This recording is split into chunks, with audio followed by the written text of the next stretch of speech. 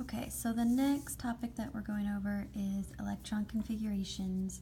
And in order to do electron configurations, you have to have a diagonal rule chart. And a diagonal rule chart helps us write electron configurations. An electron configuration is a map of where all the electrons are in an atom. So it's kind of like we're drawing out an atom, but we're saving ourselves a lot of time, still getting the same information, not having to do all the circles and all of that jazz. So we always start up here, and it always goes down and to the left. That is opposite of the way that we read, so it's counterintuitive, so make sure you always follow the arrows. Off-ball principle states, this is question number 1 in your homework, that electrons always flow from the lowest energy, so 1s2 is always the lowest energy, and they will end at the highest energy. So the 7p6 is the last possible orbital that would ever fill up, and that would require the most energy.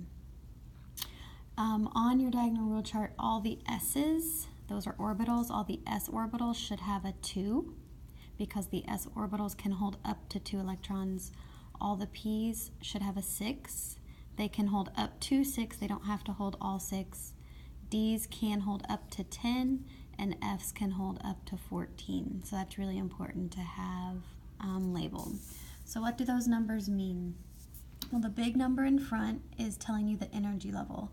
So the most energy levels an atom could ever have is 7, because that's the biggest number in front that we have on here.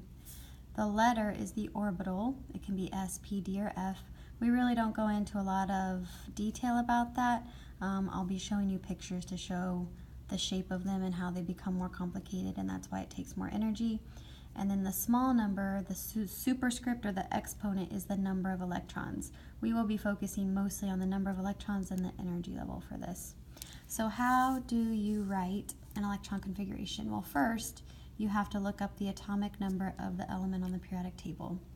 So I gave you an example of sodium, so let's do sodium together.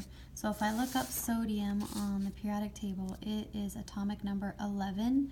Remember, the atomic number is the whole number, not the number with a bunch of decimals. That's the mass.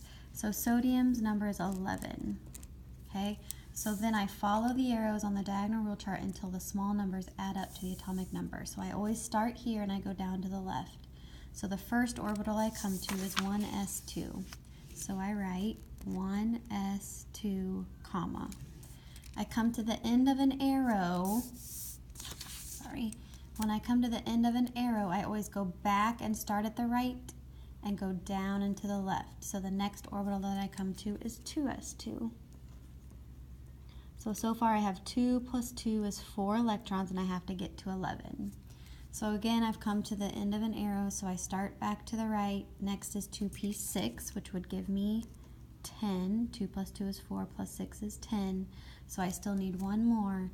After 2p6 is 3s2, but I don't need 2 more, I only need 1 more, so I'm just going to do 3s1.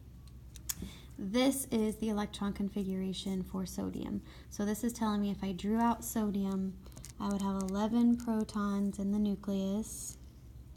My first energy level would have 2 electrons, because we know the first energy level can only ever hold 2. My second energy level is going to have 2 plus 6, which is 8. 2 of them happen to be s orbital electrons. 6 of them happen to be p orbitals. And then I have a third energy level, and it only has 1 electron in it. So this electron configuration is giving us the same information as this drawing, just in a much faster form.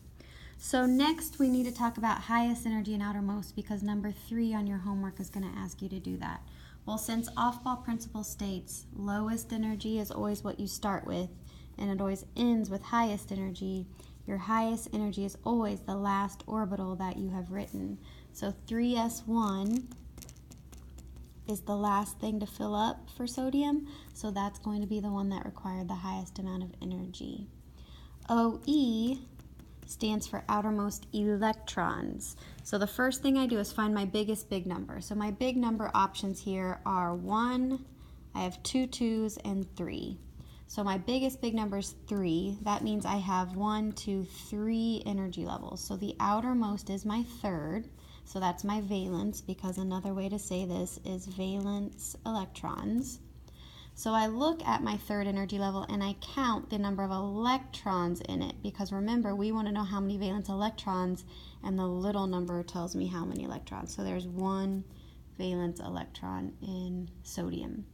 So then we could go on and say, well, is sodium going to lose 1 or gain 7? It would lose 1, and then it would become a +1 charge, and we could talk about its reactivity from there.